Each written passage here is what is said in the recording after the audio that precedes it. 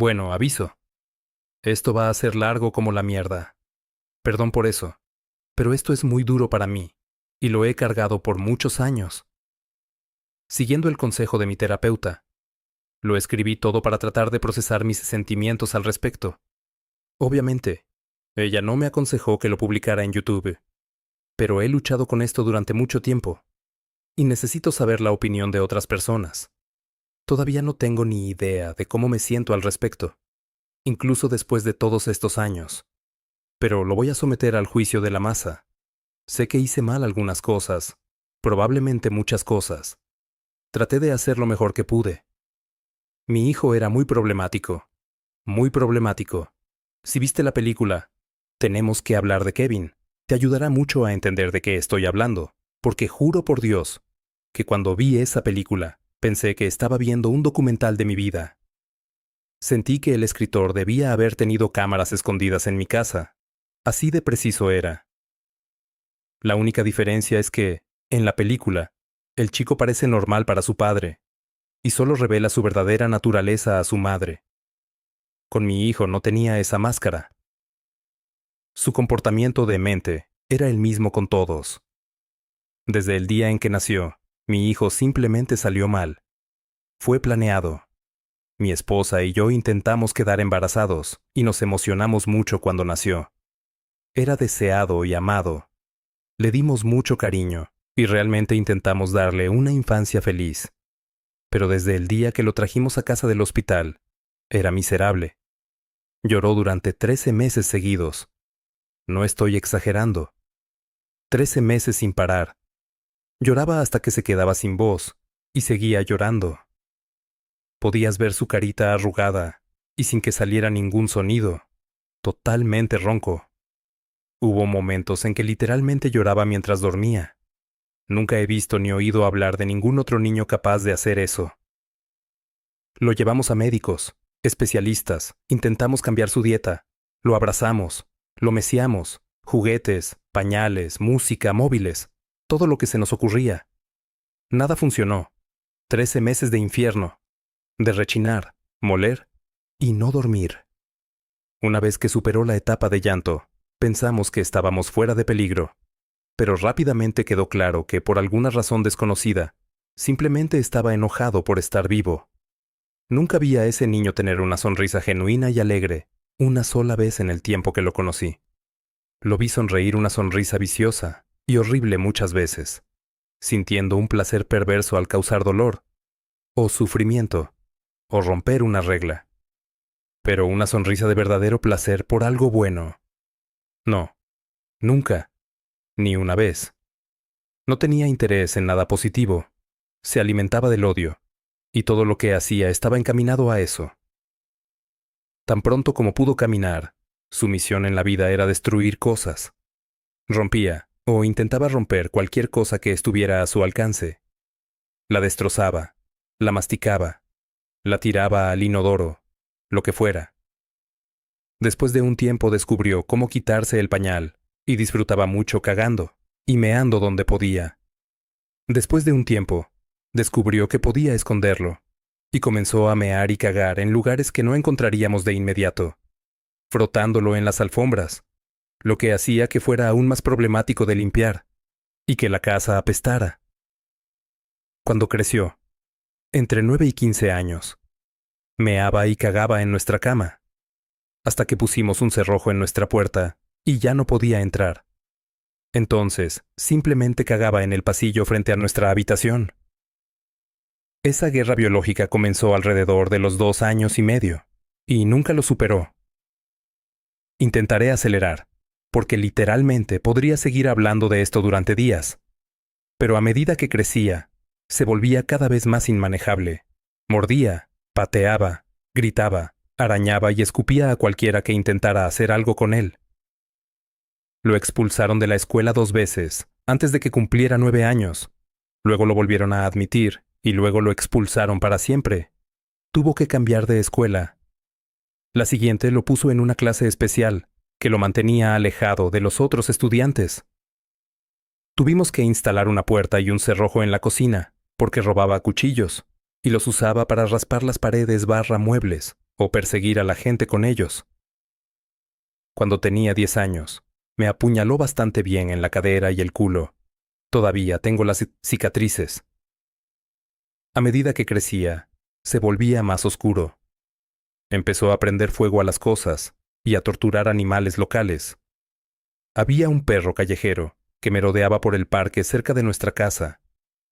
Mi hijo lo dejó ciego de un ojo con un tenedor de barbacoa. Mojaba las colas de los gatos en gasolina y les prendía fuego. Se convirtió en una bestia violenta, apestosa y viciosa que vivía en nuestra casa. No podíamos hacer nada con él. Aprovecharé esta oportunidad para anticiparme al tsunami de mensajes. Sí, tuvimos al niño en terapia, a la mierda. Vio a un psiquiatra 2 veces por semana y le recetaron Dios sabe cuántos medicamentos diferentes a lo largo de los años. Nada funcionó. La terapia no funcionó. Los medicamentos no funcionaron. Nada funcionó, a la mierda. Era como una nube venenosa de odio y furia que arremetía contra cualquier cosa a su alcance. Cuando mi hijo tenía 16 años, mi esposa quedó embarazada de nuevo. No puedo decirles lo diferente que fue nuestra reacción. En lugar de alegría, sentimos horror. Este embarazo no había sido planeado y realmente no sabíamos qué hacer. Mi hijo había sido una pesadilla interminable durante 16 años. No podíamos soportar la idea de empezar de nuevo desde el principio. Hablamos mucho sobre la interrupción, pero el acceso al aborto no era tan fácil en aquellos días como lo es ahora. Y B, mi esposa estaba muy en contra. Hablamos de muchas opciones. Al final, decidimos que mi esposa tendría al bebé, y si resultaba ser malvado, lo daríamos en adopción. Sabíamos que simplemente no podíamos hacerlo de nuevo con otro niño como nuestro hijo. Tuvimos una hija. Era normal. De repente, vimos cómo deberían haber sido nuestras vidas todo el tiempo. Cómo habrían sido las cosas si nuestro hijo no hubiera sido como era. Se reía de las cosas. Amamantaba sin morder. De todos modos, aún no tenía dientes. Pero se notaba que solo intentaba comer, no arrancarle el pecho a su madre. Después de 4 meses dormía toda la noche. Era feliz. Era normal. No puedo describir el alivio y la felicidad que ambos sentimos. No tengo palabras para eso. Aquí es donde creo que tal vez comencé a alejarme realmente de mi hijo. Hasta ese momento, cualesquiera que fueran los errores que cometí, siempre había tratado de hacer lo mejor para mi hijo. Estoy convencido de eso. Traté de ayudarlo, amarlo y cuidarlo. Realmente lo intenté. Pero cuando nació mi hija, mi esposa y yo, instintivamente nos volcamos hacia ella. Ella se convirtió en nuestro centro de atención, no por malicia, sino simplemente porque era mucho más fácil. Era tan feliz y dulce. Cada momento que pasábamos con ella era como magia. Entiendo que esto estuvo mal, pero honestamente no pudimos evitarlo. No tengo una mejor explicación que esa. A mi hijo no le importaba una mierda que mi esposa estuviera embarazada. Honestamente, no sé si realmente lo entendió. Pero cuando trajimos a nuestra hija a casa, comenzó a portarse aún peor. No pensé que fuera posible, pero subió otro nivel. En ese momento, tenía 17 años, y teníamos peleas a gritos diarias. Por lo general, después de que peleábamos, salía corriendo de la casa y desaparecía durante horas, o regresaba a la mañana siguiente.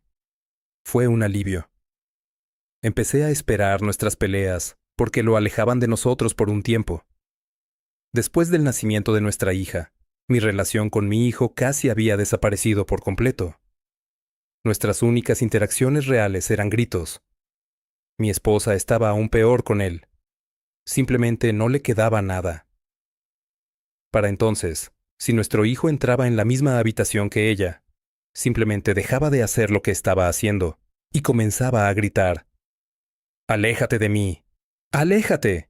¡Lárgate a la mierda!», hasta que se iba. Empezó a pasar más y más tiempo fuera de la casa, lo cual fue una bendición para nosotros. No tengo idea de lo que hacía por el mundo, pero estábamos felices de que no nos lo estuvieran infligiendo. como consecuencia del comportamiento de nuestro hijo. Habíamos invertido mucho en cerraduras alrededor de nuestra casa. Todas las puertas interiores baratas y delgadas de nuestra casa habían sido reemplazadas por puertas de madera gruesas y densas que no se podían patear, equipadas con cerraduras con llave, a las que mi esposa y yo teníamos llaves. Sé que suena extremo, pero las cerraduras y las puertas pesadas eran la mejor manera que habíamos encontrado para crear espacios seguros para él. Y de nuevo, antes de que me inunden los mensajes, no estaba encerrando a mi hijo en habitaciones como un prisionero. Tenía rienda suelta en la casa y podía entrar y salir cuando quisiera. Mi esposa y yo nos encerrábamos en habitaciones para protegernos de él. En todo caso, nosotros éramos los prisioneros en nuestra propia casa. El día en cuestión, había peleado con mi hijo por la mañana, y él había salido de la casa furioso. Mi esposa y yo estábamos disfrutando de un poco de paz y tranquilidad en la cocina, mientras nuestra hija dormía la siesta en nuestro dormitorio. Y entonces, mi hija comenzó a llorar. Cualquier padre que tenga hijos pequeños puede decirte, te acostumbras a los llantos de tu hijo, y después de un tiempo, puedes saber lo que necesitan. Lloran de manera diferente si tienen hambre, o necesitan que los cambien, o simplemente están inquietos y quieren que los abracen. Los bebés pueden comunicarse bastante bien antes de que puedan hablar. Este llanto no era nada de eso. Este llanto era de terror. En el momento en que lo escuchamos, mi esposa y yo nos levantamos de nuestras sillas y corrimos a la habitación. La puerta estaba cerrada, por supuesto, y tardamos unos segundos en conseguir la llave correcta y abrirla. Mi hijo estaba en la habitación. Vivíamos en un bungalow, y el cabrón se había metido por la ventana para llegar a ella. Estaba de pie sobre su cuna, con un cuchillo de carne en la mano. No tengo idea de dónde lo sacó. No era uno de los nuestros. Controlábamos nuestros cuchillos con mucho cuidado, y siempre los guardábamos en cajones cerrados. Creo que pudo haberlo robado de la casa de uno de nuestros vecinos. Ya le había roto la piel 2 veces, una en el área del vientre y otra en el brazo. Pude ver sangre corriendo. Cuando entré en la habitación, estaba arrastrando la parte posterior del cuchillo por su cara, sin cortar, casi haciéndole cosquillas, burlándose de ella mientras gritaba. Nos miró y sonrió. Antes de saber lo que estaba haciendo, ya me estaba moviendo, corriendo para interponerme entre ellos. No lo pensé. Simplemente me moví instintivamente. Aún así, mi esposa llegó más rápido. Fue como una película en avance rápido. Llegó a nuestro hijo y le apartó la mano de un golpe, tirando el cuchillo al otro lado de la habitación, y luego lo empujó con todo el peso de su cuerpo, con tanta fuerza, que salió volando de la cuna y rebotó contra la pared. Levanté a mi hija y la sostuve mientras mi esposa nos protegía. Pude verla temblando, casi convulsionando. Puedo recordar el olor de la habitación, el sonido de mi hija gritando y llorando, la expresión en la cara de mi hijo mientras estaba allí. Simplemente nada. En blanco, muerto. No había nada en sus ojos, ninguna emoción. Me parecía un extraterrestre. Vi a mi esposa dar un paso hacia él. Podría haber extendido la mano y detenerla, pero no lo hice. Dio un paso adelante de nuevo, muy cerca de él. Podría haberla detenido de nuevo, pero no lo hice. Esperó, mirándolo durante unos 3 a 5 segundos sin moverse, y luego le dio un puñetazo en la cara. Ahora, hasta este punto, es posible que hayas estado imaginando a mi esposa como una mujer típica, de complexión pequeña, delicada, fina. Este no es el caso. Mi esposa tiene una complexión pequeña, pero fina y delicada no lo es. Nunca lo ha sido desde que la conozco. Desde sus primeros años de adolescencia, mi esposa ha sido boxeadora. El MMA no existía en ese entonces, pero el karate y el boxeo eran grandes en esos días, y mi esposa era una aficionada muy talentosa. Pesaba alrededor de 130 libras, tenía muchos músculos, y sabía cómo golpear.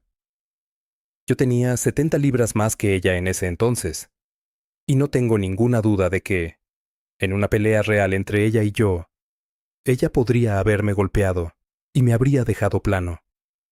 Ninguno de los dos había puesto una mano sobre nuestro hijo con ira antes, pero algo se rompió en ella ese día, y todos los años de ira, dolor, tristeza y frustración simplemente salieron a borbotones. Cuando lo golpeó, su cabeza se echó hacia atrás, y la sangre comenzó a salir a borbotones de su nariz. Apenas reaccionó. Solo la miró con esta expresión de sorpresa, como si no supiera cómo procesar lo que acababa de suceder. Esperó un segundo más, y luego lo golpeó de nuevo. Podría haber extendido la mano y detenerla. Podría haberla sacado de la habitación, alejarla, calmarla. No lo hice. Me quedé allí y observé mientras ella sistemáticamente comenzaba a golpearlo hasta convertirlo en pulpa. Cada vez que él ponía sus manos para cubrir una parte, ella lo golpeaba en otro lugar. Cuerpo, cabeza, una y otra vez. Comenzó a gritar, a llorar, a gritar que parara. Es la reacción más genuina que jamás le había visto tener a algo en toda su vida.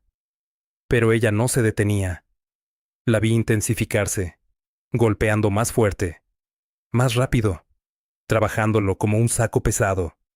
Intentó golpearla, y ella lo esquivó fácilmente. Estaba en piloto automático, hundiéndose en su entrenamiento.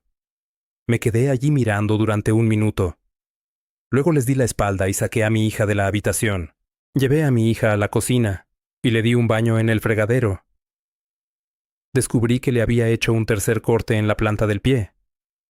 Todos los cortes eran superficiales. La limpié y la sostuve hasta que se calmó. Le puse polisporin y curitas en los cortes. En nuestro dormitorio, podía oír a mi hijo gritando, llamando a mi esposa con nombres horribles, diciéndole que le cortaría la cabeza y se follaría su cadáver. Después de un rato, ya no lo oí decir nada más, ni siquiera lo oí llorar. Supuse que debía haber quedado inconsciente, pero todavía podía oírla golpeándolo. Eso continuó durante mucho tiempo, lo suficiente para que mi hija se quedara dormida en mis brazos. Me senté en la mesa de la cocina, esperando a que terminara. Finalmente salió y se sentó frente a mí. Sus manos estaban hinchadas y rojas. Su cara y sus brazos estaban salpicados de sangre. Su pecho se agitaba. Nos quedamos mirando sin decir nada. Después de un rato le pregunté, ¿está muerto? Me miró y respondió, espero que sí. Asentí. Eso era todo lo que había que decir al respecto. Entendí perfectamente cómo se sentía. Sentí lo mismo. No sabía qué hacer, así que nos quedamos allí, esperando en silencio.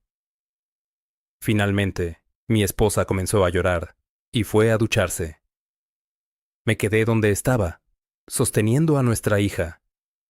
Después de un largo rato, oí gemidos y sollozos provenientes de nuestra habitación. Resultó que mi hijo no estaba muerto. Entré para ver qué tan mal estaba, y fue bastante mal. Nunca he visto una paliza más despiadada que se le haya dado a nadie, ni antes ni después. Estaba tirado en el suelo, rodando con sangre saliendo de su cara, tirado en un charco de vómito. Su nariz estaba aplastada por toda su cara. Ambos ojos estaban completamente hinchados y ya comenzaban a ennegrecerse. Pude ver que un par de sus dedos estaban doblados en ángulos extraños y se había meado en los pantalones. Creo que le debían faltar dientes, pero no pude ver ninguno en el suelo y no pude ver dentro de su boca. Sus labios estaban todos hinchados e inflamados.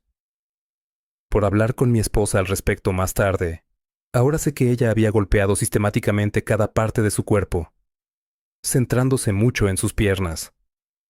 Me dijo que lo pateó en la ingle repetidamente hasta que sus piernas se cansaron y había seguido golpeando su cuerpo mucho después de que se había desmayado.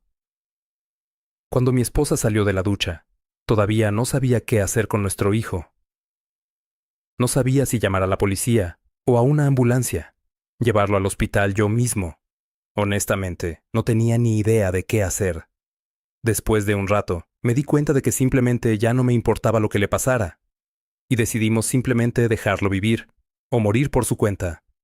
Había una suite para suegros en el sótano que nunca habíamos usado realmente, y mi esposa, mi hija y yo, simplemente nos mudamos allí.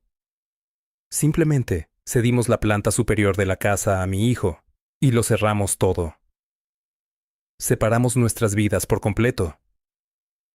Había mucha comida en los armarios de arriba, suficiente para un par de semanas o más. Tenía un baño y dormitorios para usar. Teníamos un baño en el sótano, una pequeña cocina y una entrada separada. Así que dejamos de subir. Simplemente decidimos que habíamos terminado con él. Pensé que dejaríamos que se le acabara la comida y veríamos qué pasaba. Durante la semana siguiente, a veces podíamos oírlo moverse arriba. Creo que simplemente pasó la mayor parte del tiempo acostado en la cama, recuperándose. Fui a trabajar, vigilando en alerta máxima en caso de que me atacara en el camino de entrada, pero nunca lo hizo. Mi esposa se quedó en casa con nuestra hija. Nunca estuvo fuera de nuestra vista.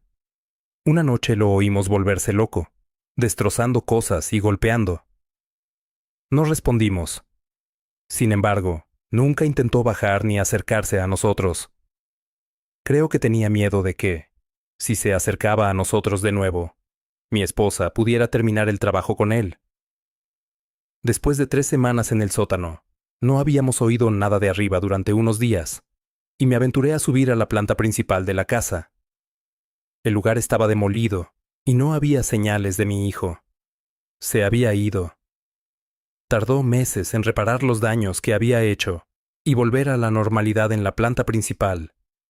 Había comida y mierda untadas por todas las paredes, y cristales rotos en el suelo, grandes agujeros en la pared de yeso. Había destrozado el lugar. Rasgó el linóleo en una esquina de la cocina y vació un extintor de incendios de espuma entero en la sala de estar. Me siento agradecido de que no incendiara la casa con nosotros dentro.